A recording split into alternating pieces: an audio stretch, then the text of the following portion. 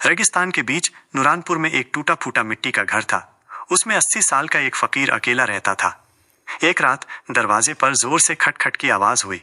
फकीर ने दरवाजा खोला तो देखा सामने दो जवान खूबसूरत लड़कियां नायला और मरियम खड़ी थीं। लड़कियों ने कहा, हम रास्ता भटक गई हैं, हम रोशनगढ़ जा रही थी, हमें एक रात यहीं ठहरने दे सकते हो? फकीर ने मुस्कुराकर कहा, आ जाओ अंदर। रात में नायला को महसूस हुआ कि कोई पास खड़ा है। आंख खुली तो देखा फकीर उसके पास खड़ा और छूने की कोशिश कर रहा था। नायला बोली, दूर हटो। फकीर बोला, चादर देने आया था। सुबह लड़कियों ने जाने की बात की, मगर फकीर बोला, तुम लोग आज रुक जाओ, कल तुम्हारा जाने का इंतजाम कर दूंगा। लड़कियों की मजबूरी थी, वो मान गईं। रात में वो फिर लड़कियों के कमरे में गया और दोनों लड़कियों के बीच में जाकर लेट गया। तभी मरियम की नींद खुल गई और वो डर गई। उसने कहा, जा यहां से, निकल। अगले दिन लड़कियां घर जाने लगीं तो फकीर बीच में आ गया।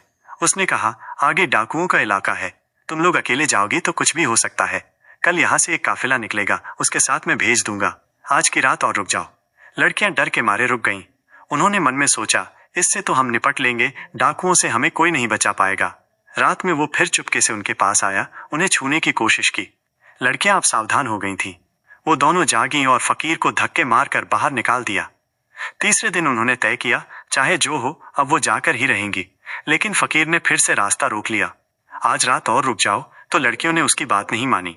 फिर फकीर बोला, तुम अपने शौहर को ढूंढ रही हो ना? दोनों लड़कियां हैरान। वो बोली, तुम्हें कैसे पता? फकीर बोला, सब मालूम है, लेकिन पहले एक रात मेरे साथ रहो, फिर सुबह तुम्हें सब बता दूंगा। दोनों लड़कियों ने डर और उलझन में हाँ कर दी।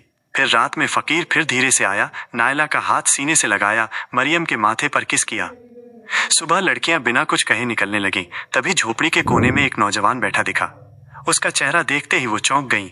लड़कियों ने कहा, ये तो हमारा शौहर है। लड़कियां रोते हुए उससे लिपट गईं।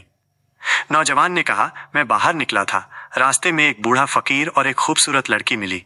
मैंने मजाक में लड़की से कहा, तुमने इस बूढ़े से शादी क्यों की? फिर उस बूढ़े ने मुझ पर जादू कर दिया, मैं उसी फकीर जैसा बन गया।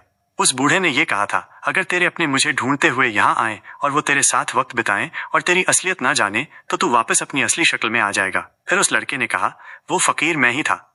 लड़कियों रोते हुए बोली, हमें माफ कर दो। फिर तीनों ने एक नई जिंदगी शुरू की, बिना राज, बिना शक, सिर्फ भरोसा और मोहब्बत के साथ।